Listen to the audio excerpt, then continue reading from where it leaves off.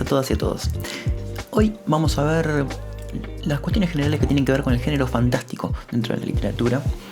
Habíamos empezado a hablar sobre el realismo, o quizás ya tengan alguna idea o nociones básicas sobre qué se trata el género realista, que es un género que cuenta historias cotidianas, que es un género que nos habla sobre personas que son muy similares a nosotros, en los que no hay grandes variaciones en lo que podría suceder en una historia o en una anécdota de la vida cotidiana.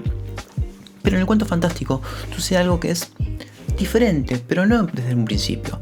En un principio, el género fantástico nos cuenta historias que están basadas en un mundo real, en un mundo realista, por ende.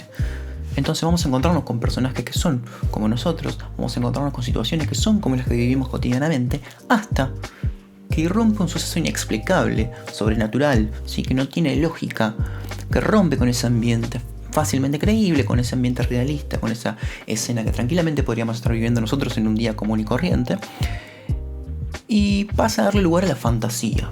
¿Sí? La fantasía tiene que ver con lo inexplicable, tiene que ver con aquello que no podemos entender y no podemos procesar desde lo que nosotros somos capaces de entender como normal en el día a día. Entonces lo que hace el género fantástico es generar vacilación en el lector, vacilación en aquel que está leyendo esa historia o que está viendo esa historia, en el caso de una película o de una serie.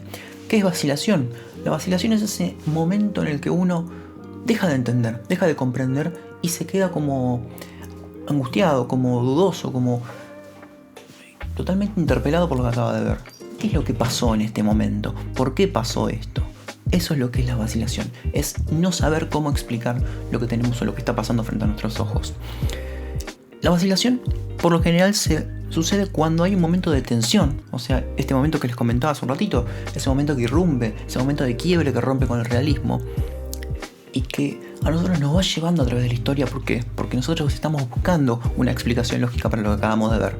Por ejemplo, en una película sobre fantasmas, en las que vemos que una familia normal entra en una casa y se encuentra con escenarios que son tranquilamente esperables en una situación de la vida cotidiana, pero de repente empiezan a suceder que cosas extrañas, como que se cae algo, como que empiezan a haber ruidos extraños en la casa, como que se empiezan a abrir y cerrar las puertas.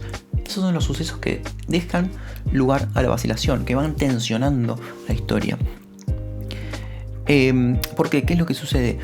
Uno, en un relato, en un cuento, en una película, en un capítulo de alguna serie del género fantástico, primero empieza a partir de esta idea realista, de esta idea creíble, de este escenario creíble, que es lo que a nosotros nos hace, de alguna manera, entrar en la historia, ¿sí? Dejarla ser, dejarla funcionar tranquilamente. Eso que hace el género fantástico, dándonos una primera parte realista, es cumplir con la noción del verosímil. Vero significa verdadero, o real, o creíble, y símil significa parecido a. O sea, estamos viviendo al principio una historia que es parecida a la realidad, parecida a la verdad, parecida a algo que para nosotros nos resultaría creíble. Cuando rompe con el verosímil es cuando se le da lugar a lo fantástico. ¿Cómo entra lo fantástico en un cuento o en una película? Entra a través de diferentes recursos. Nosotros vamos a ver que el género fantástico, en primer lugar, algo que suele hacer es darnos imprecisiones o generar confusiones con algunos recursos del espacio y del tiempo, espacio-temporales, ¿sí? La confusión espacio-temporal es algo fundamental en esto. ¿Qué es la confusión espacio-temporal? Es, por ejemplo, ponernos en un espacio oscuro, en una habitación abandonada, o de repente encontrarnos con que una habitación que hasta el momento venía siendo normal, de repente empieza a cambiar. No darnos momentos exactos o horarios o fechas que nos ayuden a orientarnos en el espacio-tiempo. Algo fundamental en la narrativa es el espacio y el tiempo. A nosotros nos ordena la lectura, hace que nosotros entendamos mejor. Cuando el género fantástico irrumpe y corta con las precisiones, con los detalles, y empieza a generarnos dudas sobre en qué momento está pasando esto, en qué momento irrumpe este suceso fantástico, desde cuándo está ahí dando vueltas, ¿sí? Esas imprecisiones, esas confusiones hacen que nosotros como lectores nos metamos en el rol de algunos personajes que están viviendo esa historia y de alguna manera seamos parte de esas dudas. Como consecuencia de esas imprecisiones, por lo general sucede que hay una ruptura de la causalidad, que es una ruptura de la causalidad. La causalidad es lo que tiene causa, es lo que tiene motivos, es lo que se puede explicar. Cuando hay algo que deja de ser explicable, Cuando irrumpe ese suceso fantástico que les mencionaba, es cuando empieza a haber una ruptura, se rompe todo lo que tiene que ver con el sentido, con la lógica. Toda esa lógica, esa ruptura de sentido, ese estado de confusión permanente cuando estamos en un espacio, en un género fantástico, es lo que genera en los personajes y en nosotros como lectores un estado o una sensación de desconcierto, de perturbación. ¿Sí? Nosotros nos sentimos desconcertados, el personaje también no sabe cómo explicar racionalmente, con sentido, lo que ocurre y se empieza a desesperarse.